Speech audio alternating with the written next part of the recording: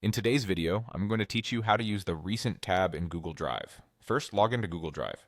Open your browser, go to the Drive homepage, and sign into your Google account so you're looking at your files. Once you're in, focus your attention on the navigation panel on the left side of the screen. That's where you'll find the option labeled Recent.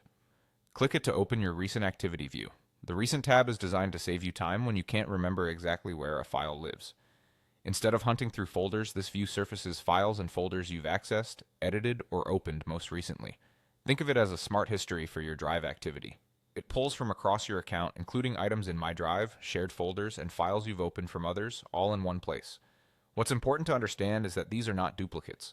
The items you see in Recent are shortcuts pointing to the original files. If you open something from here, you're opening the same file you would find in its actual folder.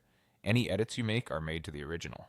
Likewise, if you delete a file from the Recent view, you're deleting the real file and sending it to trash because there aren't separate copies. This keeps your storage tidy and avoids confusion.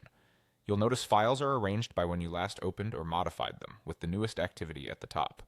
This means the list updates automatically as you work. If you don't see something you expect, it may be because you haven't opened it recently on this account. Also, the Recent tab reflects your activity, so what appears here is specific to you, even for shared documents. Use this view whenever you think, I just had that document open. Look for familiar names, thumbnails, and file type icons to quickly zero in on the right file. It's especially handy after meetings when you've been reviewing materials or when you're juggling multiple projects and don't want to break your flow to navigate deep folder structures. If you find yourself returning to the same file frequently over a long period, consider organizing it in a place you'll remember or marking it so it's easier to find later. The Recent tab is best for quick retrieval based on your latest activity, while your long-term organization keeps everything sustainable.